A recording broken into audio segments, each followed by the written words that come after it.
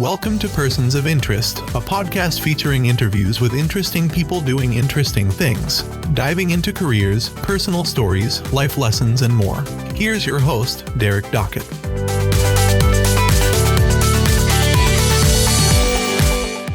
Persons of Interest coming back. I don't know. We'll see. I see things in my Twitter feed that give me inspiration to reach out to people, to catch up, to share stories. That's the whole purpose of this podcast that it's been since I started it way back in 2018-ish, 17-ish. And I am proud to bring back a return guest. I've had return guests before, but this one I'll definitely always enjoy talking to because not only is he a fellow Bear alum, definitely share a lot of similar interests in terms of sports and social media, with the exception of our baseball teams that we root for. But nonetheless, Kevin Agee out of Springfield, Missouri. Kevin, it is so glad to hear from you and see you on Zoom, sir. How are you doing? I'm doing very well, Derek, and thanks for having me back on. Yeah, no, you know what? Like I said, there are several people that I've just connected with over the years. And even before I was doing this podcast, back when you were a grad assistant in the Missouri State Athletics Communications Department, and back when you landed the gig at Missouri State and working in the Office of Strategic Communications, we've been pretty connected regardless of doing podcast episodes or not. But again, always appreciate your work, especially someone that tries to stay pretty involved as an alum and knowing what's going on at Missouri State. But I know you recently shared online that you've got a career change coming up, which we talked a lot in the first episode about your role handling social media and digital communications for a large scale institution of higher learning. But now you're set to, or you have, I think now at this point, made a change. But I guess my first question, before we talk about where you're going, but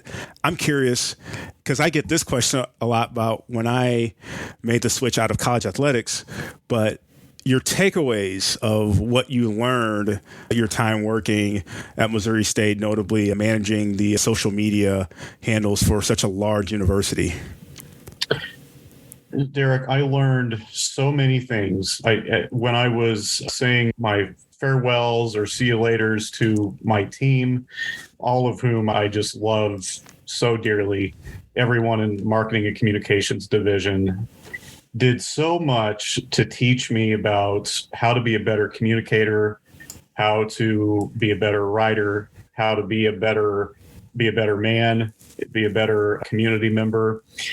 So I told them on the way out the door that it was truly the best educational experience I'd ever had, because just being in that role, having the responsibility of being the voice for Missouri State's social media accounts was certainly a challenge, but it was something that I always wanted to do.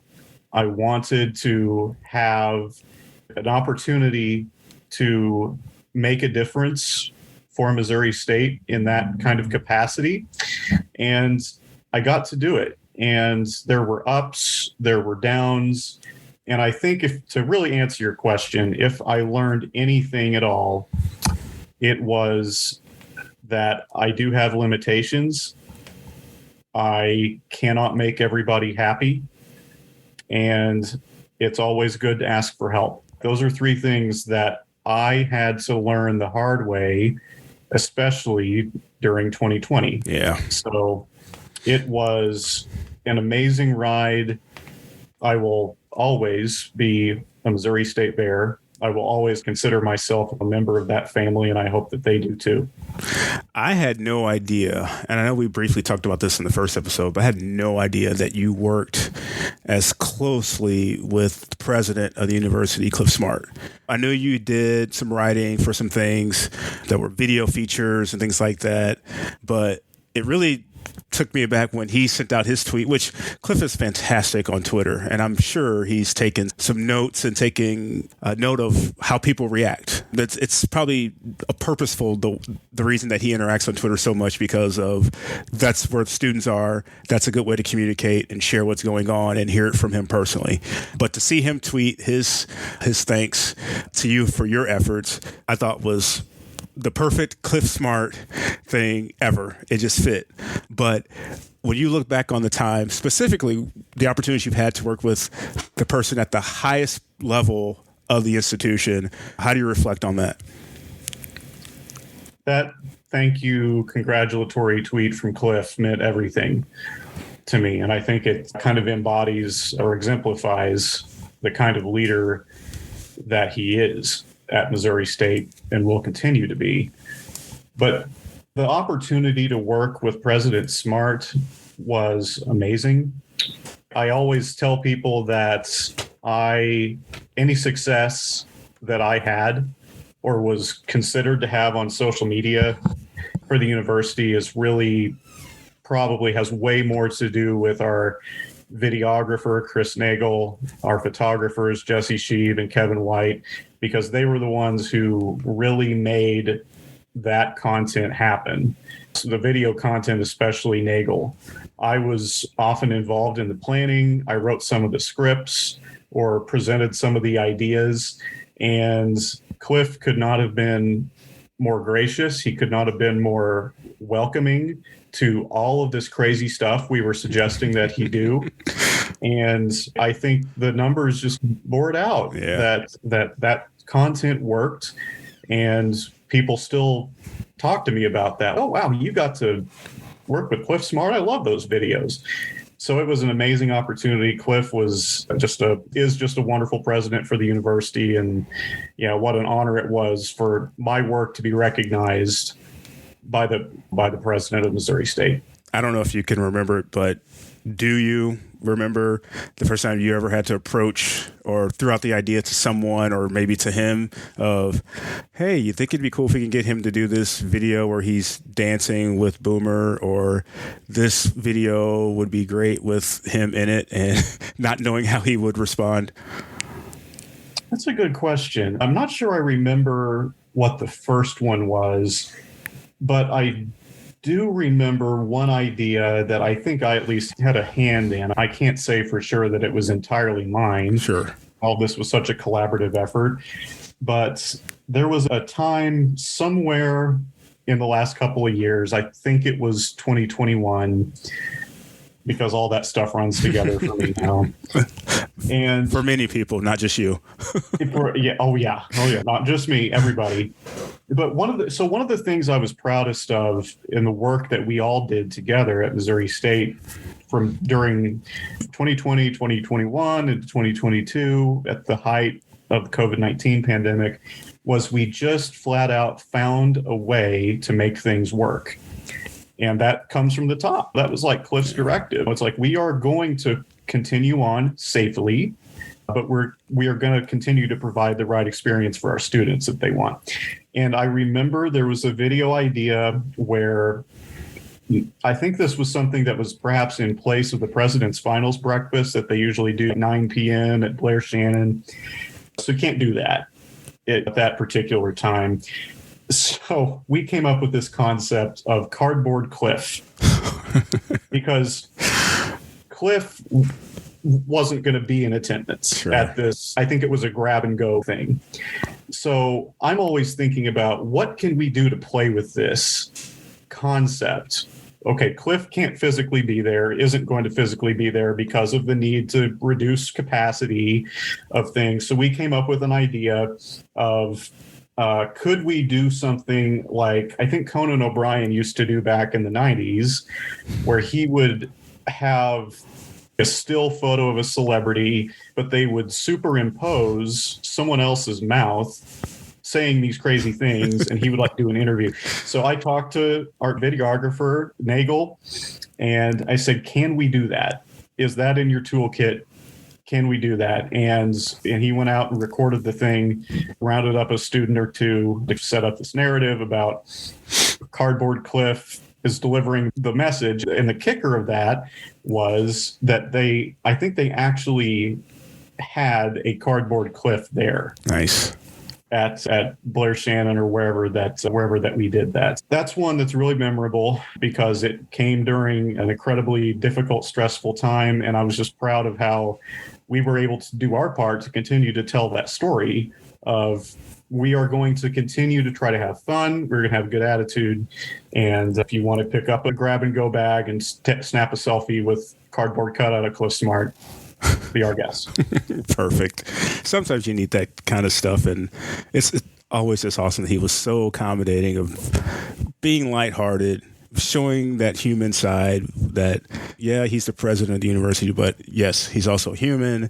He realizes that everyone has feelings and, hey, sometimes you just got to have tough conversations. And one way to just do that is to show people you are able to listen. I think that definitely was conveyed and you definitely left your mark there. So hopefully that continues to happen going forward, regardless of who gets the opportunity to fill your shoes that have been left behind there at Missouri State. So the one thing I was thinking about that I was curious of, and I don't remember if we talked about it before, was did you foresee yourself being in that role at Missouri State for such a long time?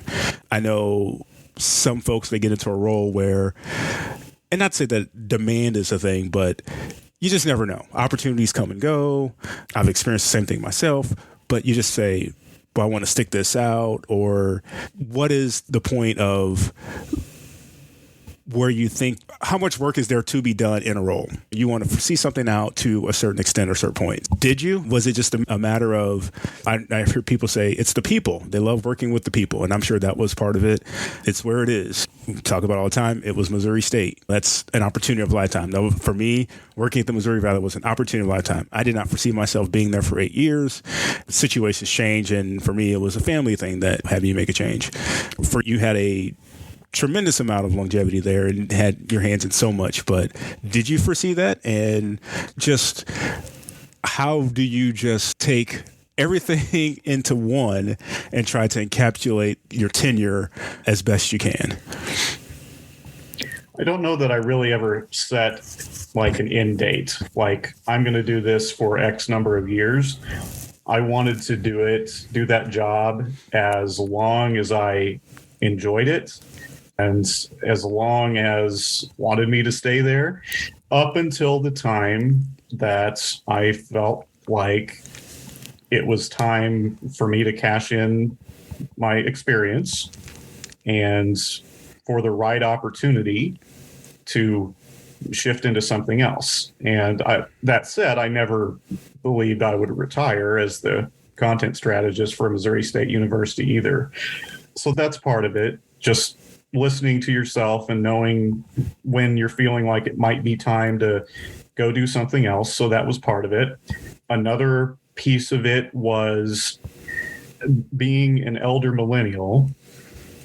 There came a time when I started to really see the social media landscape significantly shifting in a different direction toward platforms that are new and emerging, continuing to gain steam, such as TikTok, the emphasis on Instagram Reels. And for me as a writer, that stuff is not my wheelhouse. It never has been.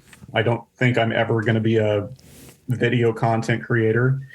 So given the fact that when I came in to the job in late 2014, the majority of our audience, our students and prospective students, were predominantly using Twitter. And it was really incredible to see this seismic shift that 7.5 years later, those humans are still using Twitter, but now they're young alumni. Right. And the kids who were coming up behind them, 15, 16, 17, 18-year-olds now, did not backfill Twitter. Instead, they shifted to TikTok and Instagram. And I think that was also the moment I began to realize that I might need to go look for something else because I just don't natively speak that language. of TikTok and Instagram Reels, and I just don't really have a great understanding of how it works or why it works or what kind of content they want. So that was another piece of it. And then the third thing is I look back on getting to work with John Goodman in 2019 and writing a video script for the university's Onward Upward campaign kind of kickoff video with Goodman. And the fact that day he told me to my face that he thought what I wrote was really good, that was also a moment where I was, what else could I possibly do here? Yeah. So was really grateful for that experience. And so like those three things are what really stand out as milestones where I started to identify might be time to maybe look for something else. So since you brought up the Onward Upward, that was one of my topics or questions that I wanted to ask, because I remember either the night, the day after of that event, I think I remember you tweeting that you felt pretty fulfilled of the role that you played in helping to make that event come to life. I had the opportunity to be there, had no idea what to expect, as many people didn't, because you all kept it pretty tight under wraps, but a heck of a way to kick off a campaign. It was pretty much like a Broadway show almost.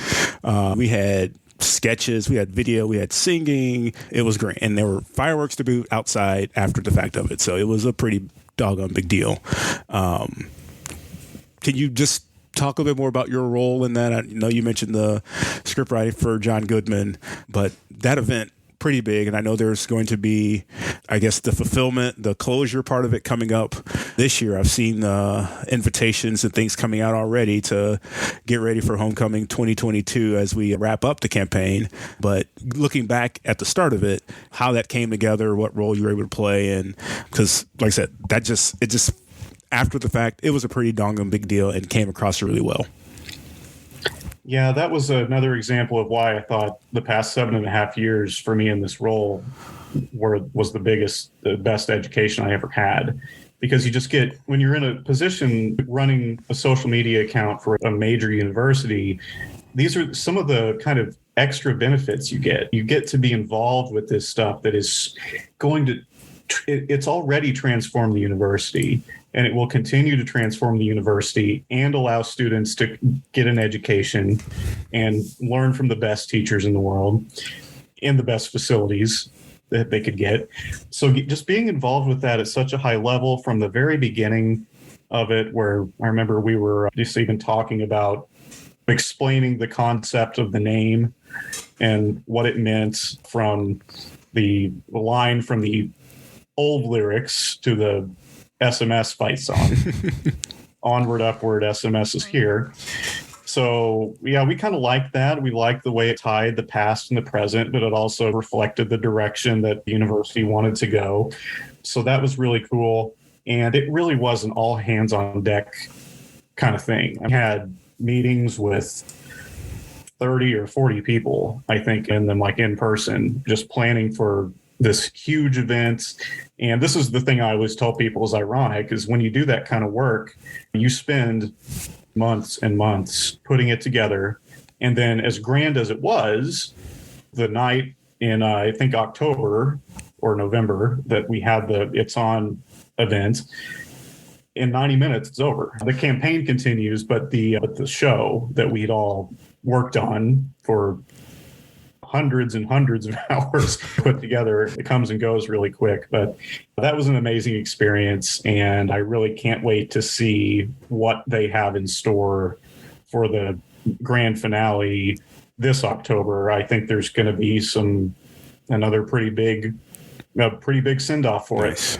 Nice. That should be great. And it sounds like they've definitely had success with the campaign. So it's great to hear that the university continues to move forward and progress as alums. You always love to see that, especially in the times that we've been dealing with, because you never know how things are going. And definitely I've been trying to keep a little bit more closer eye as it comes to some of these fundraising things, because athletically speaking, as that landscape continues to change, I think people have to realize in order for Missouri State to continue to be competitive and do what they need to do, it's going to take support and a little bit more than just buying tickets. Buying tickets is great, but doing extra things to make sure if you want to be at a certain level, finding something that you're passionate about and being able to be a part of it and support it is going to matter. But that's a side point for me.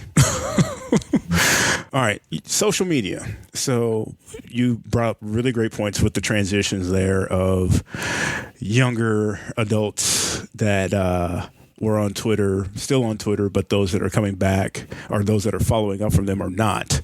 And Instagram, specifically Reels and Stories, TikTok. I'm experiencing the same thing in my career switch. The thought process of doing more visual. Twitter isn't a thing. This is interesting for me because where I currently work now, our audience isn't even on Twitter. Our audience is Facebook and Instagram. We've had huge Facebook growth. Crossed over 100,000 like plateau on Facebook, which is great for us because the landscape of children's museums, it's a very unique one. Let's put it that way. But getting close to a 10,000 mark on Instagram, especially with some changeover in our marketing staff and some folks rededicating themselves to a improved social media presence. But TikTok is now being tossed around as, do we need to be there? How do we use it? And I've always been in the mindset for years, going back years since I've been touching social media, that you just don't jump on a platform for the sake of jumping on. You got to have a purpose, a reason, some sort of strategy. I know you're of the similar mindset. You got to have some sort of purpose, strategy. It's a thing. Otherwise, you're broadcasting and just using the megaphone and not having the conversation. But that's something I think about because I'm not a college student. I'm an alum. I'm on Twitter. I use Facebook. I use Instagram. I do now have a TikTok. I don't think I use my TikTok in a way that most folks do. I'm mostly watching lawn videos and barbecuing videos. Everyone finds what they're interested in. But you mentioned that, your ability to talk to those audience. I think you undersell yourself there, A, because I know how creative you are. You can probably figure it out. But B, I'm curious to get your thoughts on how you think the university's social media platforms have been driven while you were there. And I can almost assume, but I want to hear it from you, because I'm thinking our times, where for me, 2010 to 2017, 18 at the Valley, Facebook was like the thing. I mean, it was Facebook. Mascot Madness was just like huge. And then it slowly just became this Twitter thing as video became the thing and sharing in the moment. And it was like, whoa, the last few years was just all Twitter. And then Instagram just started pushing up towards Twitter. I don't know if higher education has had a similar sort of push there, but curious to get from you what you think there. Yeah, certainly has been a shift, and it was really one of the most interesting things in the world, and sad because for me personally, just because Twitter was what I was most proud of, because we grew that audience by thousands with the work we were doing on there. I think we now have reason to believe that not all of those accounts may have been actual people. So I kind of, I give that a bit of a discount. Maybe I'm not patting myself on the back quite as much because God knows how many were bot accounts as has come out in recent years. But in terms of like where higher education is with social media, I think everyone across the spectrum at most universities. Now, I think the universities that bring in the football money, big football money, Michigan, Ohio State, probably Kansas basketball money, I think those folks probably have bigger capacity than most universities do. So that's the one thing that I learned about just a shared experience across the spectrum was we're all working lean and mean. I was fortunate. In fact, I think I was one of the really fortunate social media managers among, to use an athletics term, mid-major universities or lower, because I did have support. I did have a videographer. I did have photography support. And that's why we were able to have the success that we did. in growing our audiences and developing a voice for Missouri State on social, because a lot of universities, it really is just one person and they're expected to do all of it. There are some places where they're expected to do all of the social media and they are the overall communications director. So they've got to worry about all sorts of other things. So I always just find myself wishing that higher ed can expand its capacity to fill these teams with the amount of people that it really takes to be great on those platforms. Because I think the more people you have, the better your product's going to be. That's the case in any industry. So it just makes a really big difference to have that help when it comes to how fast the landscape moves. Or, oh my gosh, I remember when TikTok was like, we're adding our own version of stories. And that was when I started to feel like, okay, I'm getting a little old here because isn't the whole thing stories? Right. Isn't that kind of what it already is? So I'm thinking about, oh my gosh, what are we going to do about this now? It's hard to keep up. Yeah. And in higher ed, most of us just operate very well on just lean teams that work really hard and still get the job done. You ever have opportunity to visit, and I don't know if there are conventions or conferences or whatnot, but to just get tips or share tools of the trade with folks in a similar role at other universities? Yeah, absolutely. That was another really wonderful blessing of my time at Missouri State, getting to go to several conferences in big cities, Chicago, Portland, Hartford, Connecticut. Getting to network with people in person was wonderful at those conferences. There's also amazing online support groups. Yeah. Too. There's a Facebook group in particular that's just for higher ed social manager that I'm not leaving. Also, I told the admin when I told them I was leaving, I was like, I'd like to stay if you guys will have me, because there's just so much value in being able to talk about these issues that we all face and frustrations and the stresses, and also share our successes. So yeah, there is so much value in just being able to have someone to talk to, someone to say, I understand, or say, I've got a problem. Can anyone help? It's a wonderful community of people. I feel you there. I'm still in a similar situation with public school communications folks, Facebook, and actually a group me chat of folks in the local area, for the sake of being able to share the knowledge that I'm like, boy, they could know some of the ins and outs of just some of the technical stuff that they deal with, but also being able to pick their brains about other things. We currently, what I do in the Children's Museum world, slightly, we have some branches that sort of cross paths. We get a lot of field trips from schools and whatnot. We deal with weather closures similar to the way schools deal with them. So there are definitely some commonalities there, but I agree. There's so much value in being able to share and get feedback and just conversate with people that you've gotten to know, because just because you switch jobs doesn't mean you have to, just because you're not in the same exact portal that they're in, doesn't mean you don't have anything in common. So you probably figured out that you have a lot more in common besides just the work you all were doing anyway. Speaking of the work that you're going to do, I guess I'm curious to know, because I worked in an agency world before once too. Very unique experience for me. I'm curious now to know just what you're most excited for in this new opportunity. Things that got you, geared up in a positive direction that made you pursue it, and where you think the future may lie. So I took a position with a marketing advertising firm called Signal Theory. It's based out of Kansas City. And they hired me on as a senior content strategist. So I got senior added to the front of my title, which was nice. And I just love everything that I've seen. I just wrapped up my second day working remotely, which is also a nice thing to be able to do. I think I'm going to enjoy that.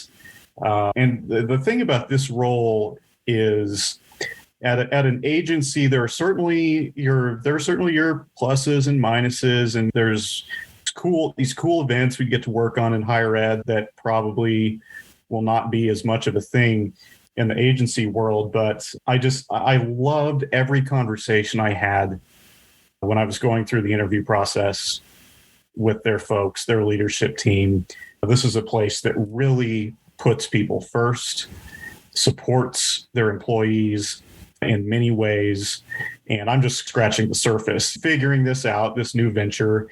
But I think what I'm most looking forward to is I'm really going to be able to focus on the strategy side, on the content strategy side in particular, because this is a team that has brand strategists, which is a different area altogether. They have video folks, they have photo folks, they have people to do who are really good, better than I am at the content creation side. And I really just am intrigued by the idea of diving into strategy and not having to really do. I don't want to make it sound like I'm going to be doing less work, because I'm not.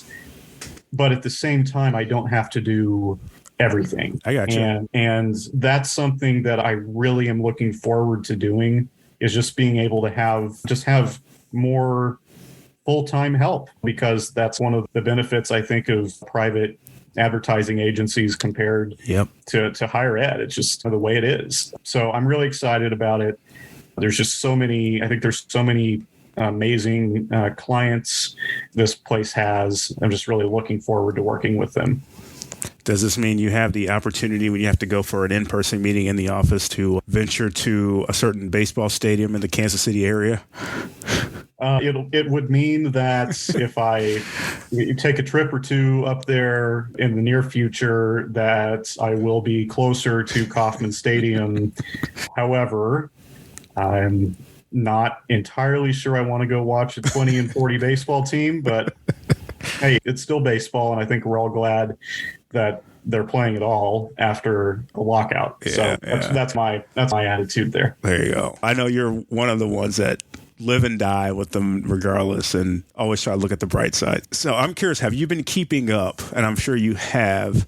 We were talking before we started recording about the way some of the athletics have been going at Missouri State, specifically baseball. But Mr. Jake Berger seems to be doing pretty well. Have you been keeping up with what's been happening with him and some of the other goings on, I guess, for Missouri State specifically? We had some coaching changes. We've pretty much a brand new roster, I think, for men's basketball. Football now, I think I saw a ranking of number 5 in the preseason. It's early, the summer ranking, but nonetheless, my gosh, that's not something I think I'd ever would see in my lifetime, a number 5 national ranking for Missouri State football. But couple all those things with the way the baseball Bears ended the regular season, win the conference tournament, and now we've got alumni in the big leagues tearing it up, and one Jake Berger with the Chicago White Sox. So you seem to keep your finger on the pulse of all things Missouri State. And I say that because I saw you post about the All Sports trophy and the Bears finishing second. And I was thinking about that because outside of, and Illinois State and Missouri State probably have the most number of programs to participate in the Valley, because both of them also have programs that participate in other leagues, meaning the Bears in beach volleyball, Illinois State's gymnastics in another league. But they have a high number of sports offerings. The success was labeled in another fashion, with the athletic director receiving a legitimate multiple-year contract instead of going year to year. So Cliff recognized a lot of positive things going in the right direction for Missouri State. But I'm curious your thoughts of someone being down there in Springfield, because up here, I have to search out my news, but do you think the community there and the way it's being covered, is it trending in that direction that there is a true momentum going forward for all things Missouri State athletics? I do. I think there is, like you said, clear momentum. You don't have to look very hard to see it. And yeah, I was just writing down a few notes here about. Oh, you got notes. Look at you. Just because I didn't want to leave someone out on my Rinky Dink podcast. I appreciate it. Yeah. So the first person you mentioned was Jake Berger. Yep. Who is currently the I don't know where he's playing on the infield. I think he's playing mostly third, probably some DH. And yes, I say he's doing some DH and third. Yes. Which were pretty much his positions in college at Missouri State. Right. Could not be happier for Jake, who I think everyone knew he was always going to hit, but what they didn't know was that he was going to suffer 2 Achilles injuries at the very start of his career. Yeah, and I just think it speaks to the person that Jake is and the character that he has, that he's here and he is in the major leagues and he's performing, and the city of Chicago is falling in love with him. Could not be happier for him. I'd also be remiss if I didn't mention that his sister, Ellie, was named the head coach of Missouri State's women's tennis program. Could she be the youngest Missouri State coach in the history of Missouri State athletics? Is that a possibility? That's a possibility. Head coach. I should have put that with head coach too, because I'm sure we've had some soccer coaches that have been some grad assistants or assistants, and they've been a couple years removed from playing at the collegiate level. But she also, she's a 2021 graduate, if I believe. I think so, yeah. So she was also she was a pro, a club pro, or working at a club training athletes in tennis. So her credentials are there. Let's put that out there, that this isn't a charity job. She has the ability and the skill. And from what I understand, when she was on the team, a true legitimate leadership role for that program at the time. Yeah, she was a leader on the team. I think she was probably maybe the best player. I don't know a whole lot about tennis and how to gauge that, but certainly an all-conference caliber tennis player. So that was really cool to see Ellie get that opportunity, because I think most importantly is Ellie and Jake both have a deep affection for the university, and for Ellie in that head coaching role, that's just going to help in recruiting, because you got to believe in the program. And I know that she does, and they had a rough time last year after they underwent a coaching change the previous year too. So I'm just really excited about that, and just could not be happier for the entire Berger family. Great folks by all counts, and can't wait to see where that goes.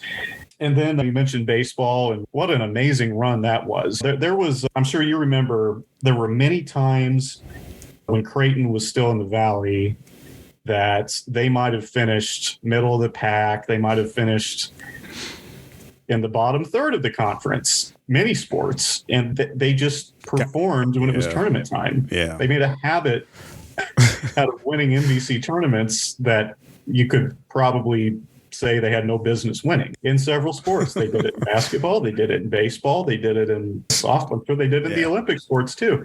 So what baseball did over that 4 or 5 day stretch where they had to win the play-in round, single elimination, and had to play the number 1 seed, and they almost ran the table had they not had a rough day in that first championship game. But that's the benefit of not losing up to that point, is you got 2 shots at it. So that was amazing. Keith Gutton's 40th season at the helm. What a phenomenal job he continues to do. And I think, I don't know if this happened for sure, but I think Keith might have did Keith get ejected in the NCAAs? I thought Joey Hawkins did. Joey got ejected. That's what it was. And it was a game that they won too. Yeah. I remember someone got run. Yeah, so that was cool. Persons of interest guest, Joey Hawkins got run. That's right. Yeah. And then the other thing you mentioned, just what was just a banner year for Missouri State athletics, just NCAA appearances for softball as well. Yeah. They sent a couple of track and field runners to the NCAAs. Men's basketball going to the NIT. Yeah. And then, unfortunately, the MVFC, the football conference, does not count in the all sports standings. And had it counted, I think Missouri State might have. Because they finished higher in the standings, definitely, than Illinois State. So that would have played a role. But yeah, I agree with you. It's just hard to believe that in 2 years, 2.5, 3 years, is that Bobby Petrino and his staff have turned this program It's amazing. into one that could win a national championship. It's so wild to think. It's still, I don't know. I don't want to say I'm not bought in, but it's just so wild to think like on a Saturday in the fall, I'm turning on. Again, I say this as someone that is so, like, I'm sitting here in a Missouri State shirt as I'm talking to Kevin. Like, I have a drawer full of maroon and black and gray and white and Bear logo stuff everywhere. And I am laughing over the fact that it has almost become appointment television to turn on a Missouri State football game for me on, you name the ESPN Plus 3, whatever they're on, and find the game because they're fun to watch. They're going to the playoffs. Like, they're in the toughest FCS league in the country, and they are competing at a high level. Like, yeah, it's been just an amazing turnaround. What a hire by President Smart and Kyle Motes. You talk about a home run hire. That was a home run hire. And they've been talking about winning national championships from the moment they got there. It's almost, they were like, oh yeah, we've got most of what we need. We can do this. Yeah. We can win a national title just because that's just what they do. And I'm just excited to see year 3 basically of the Petrino era, and this should be when he's able to really install that offense and his players can understand it and really just fine-tune the mistakes and just figure out that part. So I'm really excited about that. And one of my favorite stats, Derek, is you might know that they missed the playoffs for about 30 years in a row as a program. And then here came 2020, and they made it twice because of one calendar year because of the COVID spring season. Amazing. Sports, that's what makes sports great. The record book, it will never, ever be the same. Nope. Yeah, it's good times. Like I said, it's so good to see things going in the right direction, and hopefully that continues. Hopefully I can get down there to see a game in person soon. Hopefully fans recognize what it takes to continue the support, not only game days, but year round as they try to improve facilities or improve whatever it is for the program to keep things going the right way, especially in this era of the wackiness that is name, image, likeness, whatever that means for a university like Missouri State and how it takes for them to compete. But it's just so positive to see. And I'm laughing here, but I'm not, because it's just like the football team it blows you away when you think about it after you just said it, like not making the playoffs for 30 some odd years in a row. And then here you go making 2 years in a row. And then you're going into the next season with a top 10 ranking in the FCS level. So it should be quite the fun fall. And I, for one, am always looking forward to November in basketball. And every year you feel like it's the year, and then something happens, and hopefully maybe a completely different roster, a completely different Missouri Valley Conference, because for the first time in, I don't know if it's the history of the league, but there might have been a year or two or a handful where there's been 12 teams, but there hasn't for a while. But the league will be changed with Loyola moving on, Murray State, Belmont, and Illinois Chicago coming in, and those 3 teams coming in are going to look completely different than where they came from because of the transfer portal, as will Missouri State, as will several of the schools that are currently in the Valley because of coaching changes or roster changes or whatever you want to make of it. It could be a completely wide open league race for men's basketball. Women's basketball could be wide open. Who knows? The Lady Bears are going to have a new coach, and hopefully that they can maintain the momentum too. But it seems like they have a quality hire in Beth Cunningham leading that program too. So a lot to be excited for all things Missouri State. And I know for you're still there working remotely, so hopefully you'll get a chance to enjoy it instead of having to tweet about it. I know you didn't tweet sports, peripherally tweeting about it. I know you would always share the positive things happen with athletics so that the university community can recognize and support those student athletes. But like you said, I know you're a bear through it and will continue to be. It'll be fun to see things continue to go in the right direction. Sir, we have gone almost an hour. Parting thoughts. I guess we talked about your lasting thoughts of where you came from and the work you did at Missouri State, where you're going in the future, what social media has done over the years. I guess I'll do this. We didn't really dig into the mental health thing because I think it's important for people to understand that people tweet this often. There are humans behind the social media. When, people that are upset about something, they lash out at the social media person or whatever it is. But I think the more and more there's been light shed on it, the more and more people are able and willing to discuss, the more and more people can have an understanding and know what people may or may not be dealing with, can be a good thing because it's an awareness. I know there are several people that have been able to share their experiences, what they go through, and put that on social media. I know the work is not easy. I know there is burnout. I know there is, what am I doing? Lots of different feelings are evoked when you sit there and you say, oh gosh, I got to deal with these comments. But even if it's not just social media, what it is for the person when they're away from the job. But for you, I hope that the career change is a positive one, but I'm curious for you to have an opportunity to share with people, again, for the awareness sake of what it means to be able to share and have the space to know, A, that you're not alone, B, you have people looking after you. But what would you want to share with people along those lines about that topic?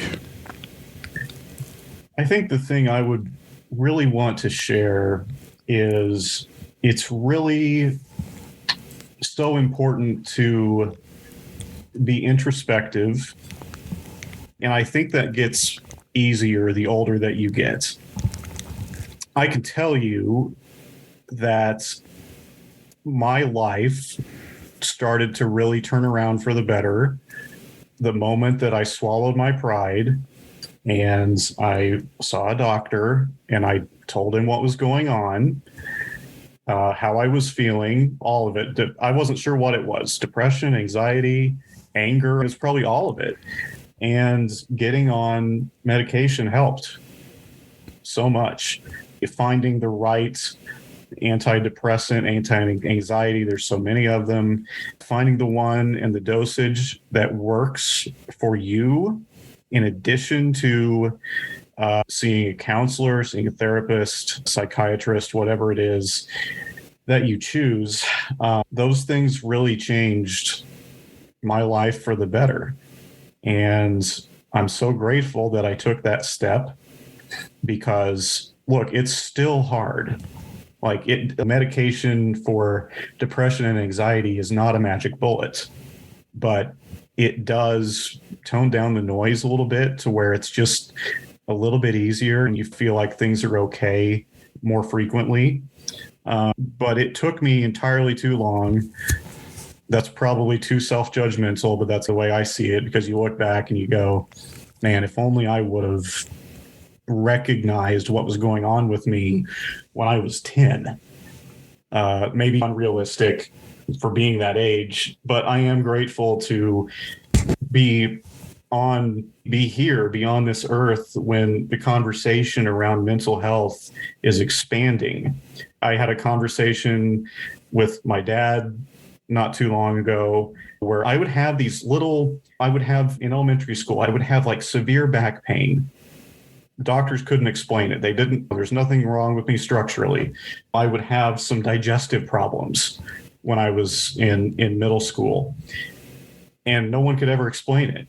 But it turns out I was just anxious all the time. And that's what was causing me to feel sick or have back pain.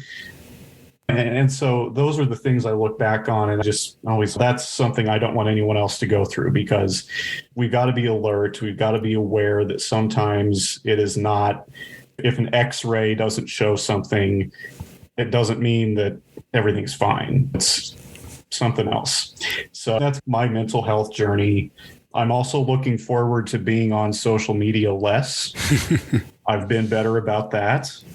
There was a time in my life not too long ago when I thought the entire world needs to know my every opinion and I need to be right about so many things. And just with over time, I realized I don't need that. Like, I've got friends, I've got family, I've got so much to be grateful for. And so I'm also looking forward to hopefully taking some more steps just by not being an audience member and a performer at the same time, which is what social is. Yeah. So just grateful to be doing a little better.